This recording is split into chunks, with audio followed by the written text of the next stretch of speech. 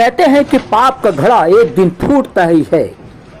और ये जो दृश्य आप देख रहे हैं मखदूमी रोड वासेपुर धनबाद में गैंगस्टर प्रिंस खान का घर है, जिसे तोड़ा जा रहा है, फोड़ा जा रहा है। वो धमकियां दिया करते थे ना, कई सालों से लोगों को तोड़ देंगे, फोड़ देंगे, मिसमार कर देंगे, और ये खमियाजा भुगत रहे हैं। धमकी दे डाली थी। कम्युनिस्टों से भिड़ना आसान नहीं है साहब। अरूप चटर्जी भाकपा माले के विधायक निरसा से उनको धमकी दी। ये वीडियो आपको सुनवाएंगे। तो बंद कर दो, तो नंबर ब्लॉक करने से, बंद करने से तुम तो मरेगा नहीं ना, तुम तो जिंदा ना रहेगा। मारेंगे तो हम ही, इसलिए क्लियर बोल देना, देना है कि नहीं देना है। नंबर ब्लॉक मत करना, बंद मत करना। नहीं देना है तो बोल देना, दोबारा फोन मैसेज नहीं करेंगे, रिजल्ट देंगे। मैनेज करो, बात करो, काम बेसी करके मैनेज करो, मैटर खत्म करो। इसके बाद तो कम्युनिस्टों का दल बिल्कुल आक्रामक हो गया। पुलिस को शिकायत दर्ज कराई और प्रेस कॉन्फ्रेंस किया। प्रेस कॉन्फ्रेंस में वो चिट्ठी जारी की, आप देख रहे हैं।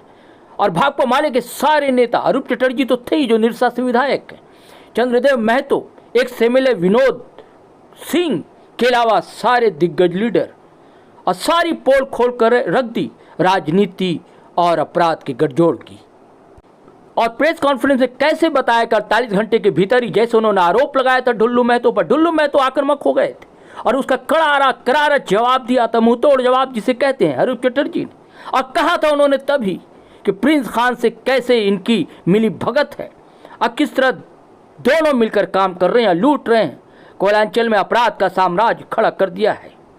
और भी कई बातें कही। हम चाहते हैं प्रेस कॉन्फ्रेंस में क्या कहा।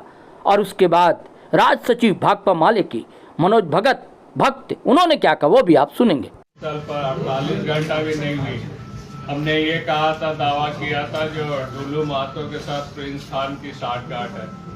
और आप लोग जानते हैं, जो स्कूल की दोस्ती और जेल की दोस्ती कभी नहीं छूटती। हम लोग जो है ढुल्लू महतो और प्रिंस खान एक साथ जेल में 8 महीना था, तो साबित बात है वो दोस्ती बहुत ही अटूट दोस्ती है, जो आज भी वो निभाते आ रहे दोनों। तो जब ढुल्लू कुछ जवाब नहीं दे पा रहे चीज़ों का, तो उसने वो गालियाँ देने चालू किया, जैसे टकला, कछुआ, जिनका बेटा नहीं है उसको परिवार का दर्द नहीं होता है। या जब उससे भी नहीं सका, देखा जो इनको रोका नहीं जा सकेगा, तो उसने प्रिंस खान को आगे कर दिया। ये पहली घटना नहीं है। हमारे बीच कृष्णा अग्रवाल जी है, उनको भी धमकी मिली थी जब उसका कैंडिडेचर का विरोध किया। रागिनी सिंह जी को भी धमकी मिली थी, सरजू राय जी को भी धमकी मिली थी। तो ऐसे कई एग्जाम्पल है, जब ढुल्लू समस्या में पड़ती है, प्रॉब्लम में पड़ती है, तो प्रिंस खान आगे आके दबकाते हैं। तो इसी पर आज हम लोगों ने FIR किया, जो हमें कल धमकी मिली 12:30 बजे करीब। हमको पहला मैसेज आया, उसके बाद ऑडियो कॉल आया, फिर वो फ़ोन करने लगे कुछ एक बार, तो हमने फ़ोन रिसीव नहीं किया। हमने सारा चीज़ फॉरवर्ड वरीय पुलिस अधीक्षक को कर दिया। और फिर उसने एक गोली मारने की एक वीडियो भेजी, जो भाई अगर आप नहीं फ़ोन उठाएंगे, नहीं सुनेंगे, तो मैं आपको 24 घंटे के अंदर आपको ख़त्म कर दूंगा। तो ये महज एक धमकी थी, जो आप चुपचाप घर में बैठ जाइए, हमारे नेता, हमारे प्रभु ढुल्लू महतो जी को आप परेशान मत कीजिए। तो ये जो अकूत संपत्ति मैंने कहा, जो 40,000 करोड़ की संपत्ति इसने बना के रखा है धनबाद में, और विदेशों में भी इनकी पूंजी लगी हुई है। तो इसको बचाने के लिए किसी न किसी की जरूरत है, तो वो प्रिंस खान की मदद लेते हैं। और ये भी प्रिंस खान को हमेशा जब उनकी जरूरत होती है उनको मदद करते हैं। तो हमने FIR आज लोकल थाना में कर दी है। आज प्रिंस खान के घर तोड़ने की भी कार्रवाई किया जा रहा है। मैं ये धनबाद पुलिस को धन्यवाद दूंगा। लेकिन भविष्य में सिर्फ घर ही नहीं, पूरी नेटवर्क को तोड़ने की जरूरत है। और जो धनबाद में उनके संरक्षक बने हुए हैं, उस नकाबपोश लोगों को सामने लाने की जरूरत है। क्योंकि धनबाद इतने वर्षों से जो भुगत रहे, कई इंडस्ट्रियलिस्ट, डॉक्टर्स, अच्छे घराने के लोग धनबाद छोड़ के चले गए इस व्यक्ति के लिए। तो इसके पीछे कौन है, ये लोगों को जानने का अधिकार है।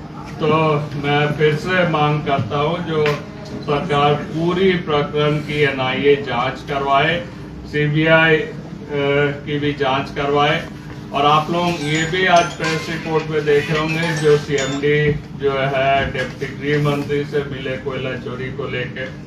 तो BCCL भी परेशान है ये कोयला चोरी को लेके, इतने बृहद पैमाने पर जो बागमारा वगैरह से हो रहा।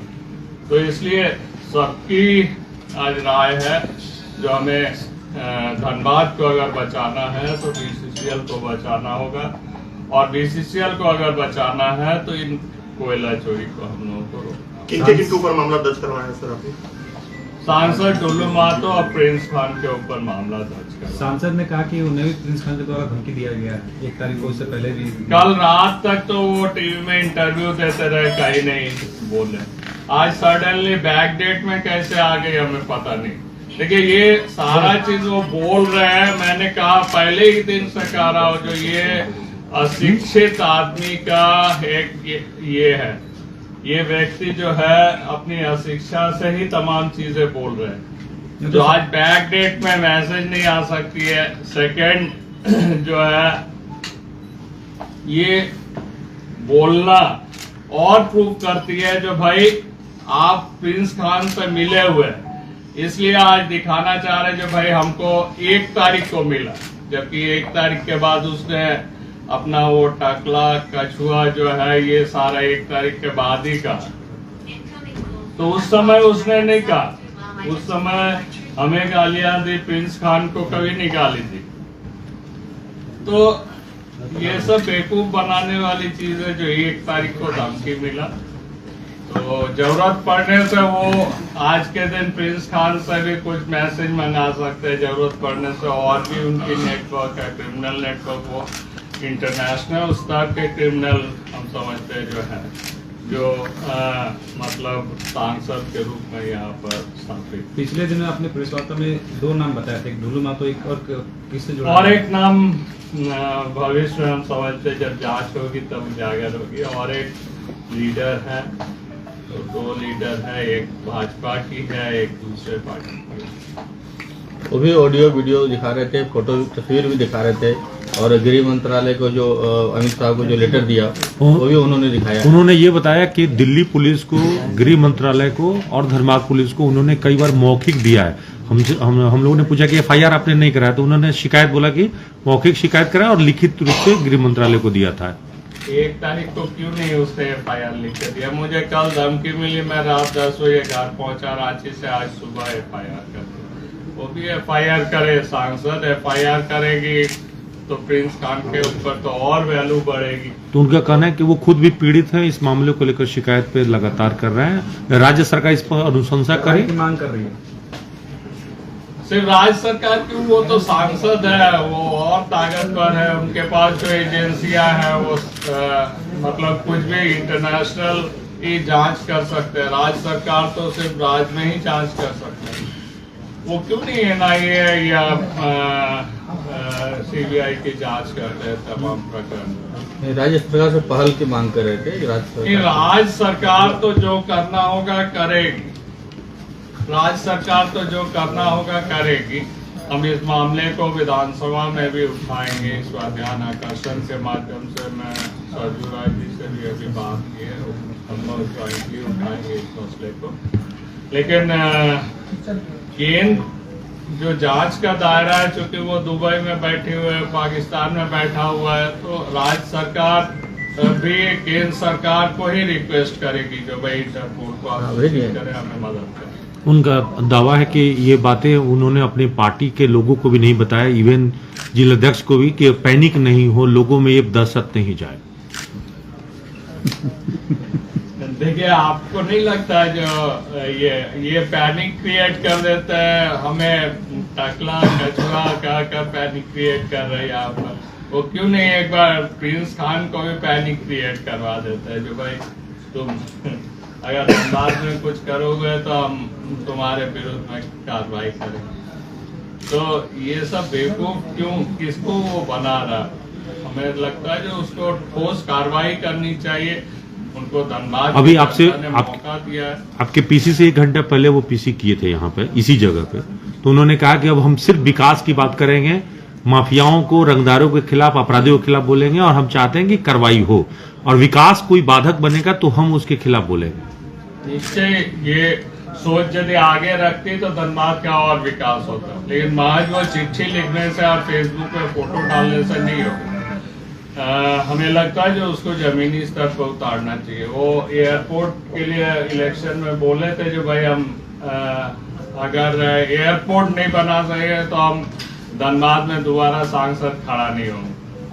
वो बनाए। अब ये है जो राज्य सरकार ये नहीं दे रहे, ये नहीं हो रहा है, या यहाँ नहीं मदद मिल रहा, ये सब तो देखिए, आप एक स्कूल भी बनाइएगा तो 8 से 10 साल लग जाती है। तो आप एक रोड भी बनाइएगा तो उसमें भी प्रॉब्लम आती है। एलिवेटेड सड़क जो फ्लाईओवर है उसको लेकर उन्होंने कहा कि बाधा पहुंचाने की कोशिश विधायक जी के द्वारा किया जा रहा था। देखिए, मैंने कहा तो मैं कोई बाधक नहीं हूँ। फ्लाईओवर हम लोगों की भी भूमिका है, हम लोगों ने भी लड़ाई किया है फ्लाईओवर के लिए, लेकिन जिस तरीके से वो लोग ठेकेदारी कर रहे हैं, वहाँ एक कोयला माफिया के साथ टुल्लू मातो जो मिलकर कॉन्ट्रैक्टरी कर रहे हैं, ये दोनों जो है वो ईस्ट एशिया से ये लोग सब कॉन्ट्रैक्ट लेके 50% किलो में काम नहीं है। और तो उसकी पूरी डीपीआर रिपोर्ट चाहिए हमें, वहाँ के लोगों को रोजगार चाहिए, तमाम चीजों को बैठ के बात करें। भाकपा माले निरसा विधायक कॉमरेड अरूप चटर्जी पर जो भी प्रिंस खान का एक धमकी भरा संदेश मिला है, वह केवल यही साबित कर रहा है कि भाजपा अपराधियों के जरिए फिर से धनबाद में माफिया राज की पुनर्वापसी की साजिश कर रही है। भाकपा माले और जो धनबाद का पूरा मजदूर वर्ग है, वहाँ के जो मेहनतकश लोग हैं, वहाँ के जो नागरिक हैं मनपसंद, वो भाजपा के इस ख्वाब को पूरा नहीं होने देंगे। भाजपा की इस साजिश को चकनाचूर किया जाएगा। हम लोग जानते हैं कि निरसा में जो 4.25 किलोमीटर एलिवेटेड हाईवे बन रहा है, वो अचानक नहीं बन रहा है। वो 2014 से वहाँ निरसा के नागरिक समिति द्वारा संघर्ष किया जा रहा था, और लगातार हमारे जो वर्तमान विधायक हैं कॉमरेड अरूप चटर्जी, उन्होंने काफ़ी कोशिश की, तब यह एलिवेटेड हाईवे पास हुआ। और ये इसमें उच्च लागत है, जाहिर है कि माफियाओं की नज़र, रंगदारों की नज़र इसमें है। और वहाँ के धनबाद के जो भाजपा सांसद ढुल्लू महतो जी हैं, वो रंगदारी के लिए चर्चित हैं, और उन्होंने वहाँ कोशिश की कि धमका करके उसको जो है संरक्षण दे करके वहाँ से रंगदारी वसूली जाए। लेकिन वहाँ के नागरिक चाह रहे हैं कि वहाँ जो निर्माण कार्य हो रहा है उसकी गुणवत्ता अच्छी हो, उसमें प्रदूषण कम हो, और वहाँ के स्थानीय बेरोजगार युवाओं को वहाँ रोजगार मिल सके।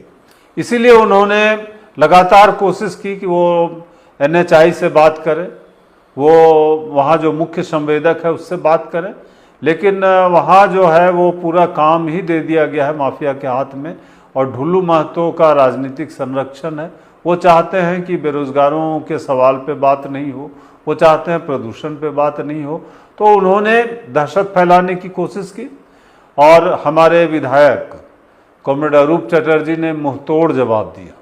वहाँ की जनता उठ खड़ी हुई, तब भाजपा को वापस लौटना पड़ा है। और अब उसने पाकिस्तान और दुबई में छिपने वाले प्रिंस खान को सामने ले आया, जो ढुल्लू महतो के सहयोगी हैं। हम लोग तो हेमंत सरकार से मांग कर रहे हैं कि ढुल्लू महतो और प्रिंस खान और भाजपा के जो रिश्ते हैं उसकी जांच होनी चाहिए, ये जो 49 से अधिक मामले लंबित हैं, आपराधिक मामले ढुल्लू महतो के खिलाफ, उसकी जांच होनी चाहिए। उनकी जो अकूत अवैध संपत्ति है जिस पर बार बार सवाल उठाया जा रहा है, उसकी जांच होनी चाहिए। ईडी और सीबीआई के अंदर जरा सा भी पेशेवर ईमानदारी है तो वो सीबीआई ढुल्लू महतो की अवैध कमाई की जांच करे।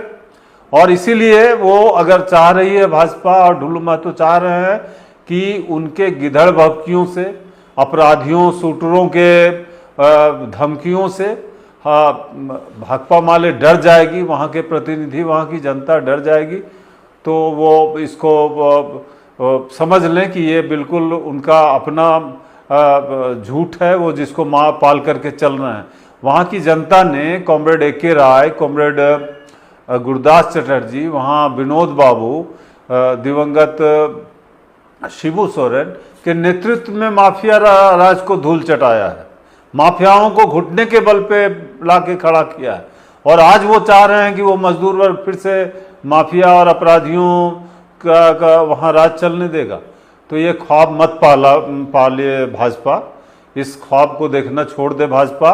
वहाँ मजदूर वर्ग फिर से खड़ा है और वहाँ के नागरिक, वहाँ के लोकतांत्रिक पूरी आबादी है, वहाँ के युवा हैं, वो फिर से चाह रहे हैं कि यहाँ पे रोजगार का मसला उठे, यहाँ विकास का मसला हल हो, न कि रंगदारों और अपराधियों के साये में, उनके दबाव के अंदर विकास का काम हो और नौकरियों पर उनकी पकड़ हो, रंगदारों की और अपराधियों की।